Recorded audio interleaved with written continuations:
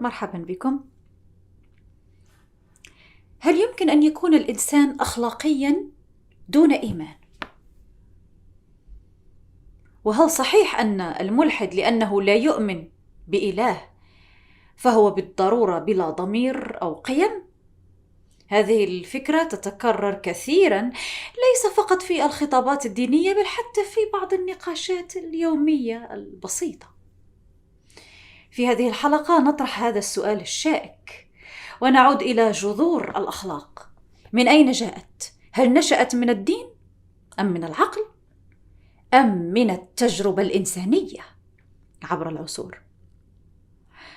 سأستعرض أو أحاول أن أستعرض ما يقدمه كتاب الحضارة، كيف غير الغرب العالم للمؤرخ نيل في هذا السياق. لنبدأ هذه الرحلة. عندما نسأل من أين جاءت الأخلاق، فإن أول إجابة شائعة هي من الدين، لكن التاريخ يخبرنا أن القيم الأخلاقية الأساسية كالصدق والإحسان وعدم الأذى سبقت الأديان المنظمة. حتى في المجتمعات القديمة قبل التوحيد وجدت قواعد تنظم السلوك وتشجع على التعاون وتدين الغدر والأنانية. بل إن الفلاسفة الإغريق مثل سقراط وأفلاطون وأرسطو أسسوا رؤى أخلاقية متكاملة دون أن يستندوا إلى وحي ديني. كانوا يرون أن الفضيلة مرتبطة بالحكمة والتوازن لا بالخوف من العقاب السماوي. فهل هذا يعني أن الدين ليس له دور في الأخلاق؟ أبداً.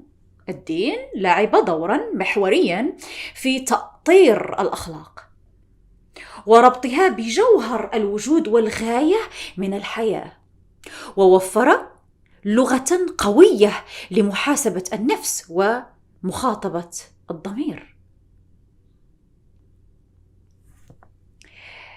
لكن القول أن الأخلاق لا تكون إلا بالدين أو الدين هو المرجعية للأخلاق فهذا إنكار لتجربة إنسانية واسعة تنمو فيها القيم من العقل والمجتمع والضمير.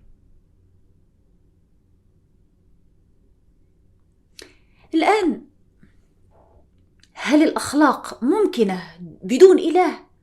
هنا ندخل إلى سؤال فلسفي عميق. هل يمكن للإنسان أن يكون مسؤولاً عن أفعاله إذا لم يكن هناك إله يحاسب؟ البعض يرى أن غياب العقيدة يعني غياب المعنى، وبالتالي غياب الالتزام الأخلاقي. لكن فلسفة الأخلاق تقول العكس تماماً. إيمانويل كانت، وهو من أكبر الفلاسفة الأخلاقيين في العصر الحديث، أسس نظرية أخلاقية تقوم على الواجب العقلي لا على الثواب والعقاب الديني.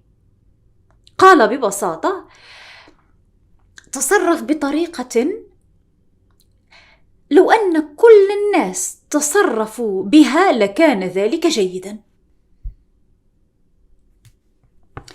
بمعنى أن الأخلاق تنبع من قدرتك على احترام الإنسان الآخر كغاية لا كوسيلة.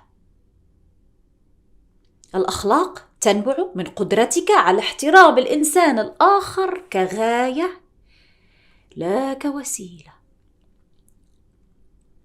من هنا نفهم أن الأخلاق ليست بحاجة إلى رقيب سماوي بقدر ما تحتاج إلى وعي داخلي بالمسؤولية. الآن الأخلاق والعلمانية من كتاب الحضارة لنيل.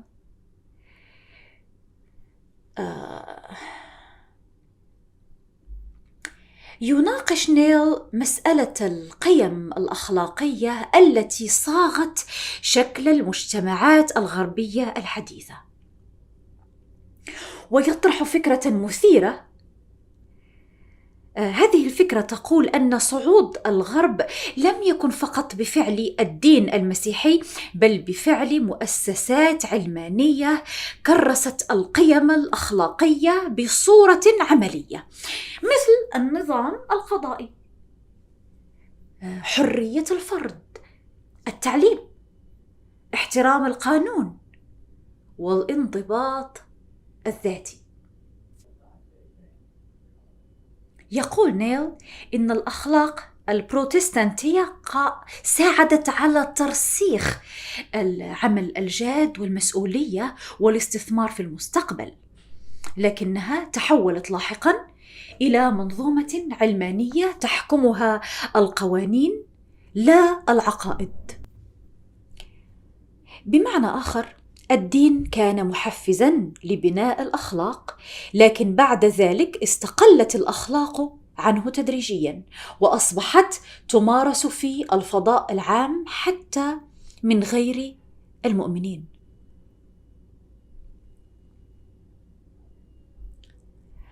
الآن دعونا نتأمل في الأمثلة الحية.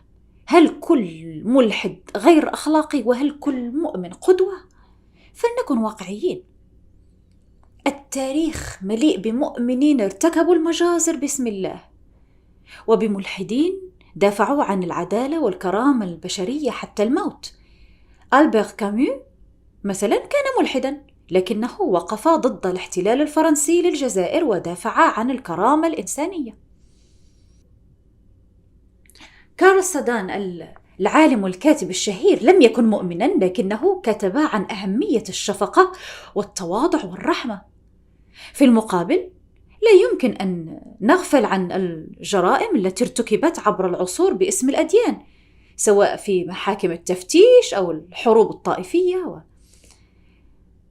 السؤال ليس هو هل تؤمن أو لا، بل كيف تتصرف وكيف تعيش. إذن هل الملحد بلا أخلاق؟ الجواب ليس نعم وليس لا. الملحد يمكن أن يكون أخلاقياً بعمق، لأنه يختار القيم عن وعي، لا خوفاً من عقاب أو طمعاً في ثواب. والمؤمن يمكن أن يكون غير أخلاقي إذا تجاهل جوهر الدين وتمسك بالشكل فقط. الأخلاق ليست ملكاً لأحد، بل مسؤولية كل إنسان، مؤمن كان أو غير مؤمن. إذا كان لديك رأي مختلف شاركني في التعليقات. هل تعتقد أن الدين ضروري للأخلاق أم أن الضمير والعقل كافيان؟ ألقاكم في الحلقة القادمة. إلى اللقاء.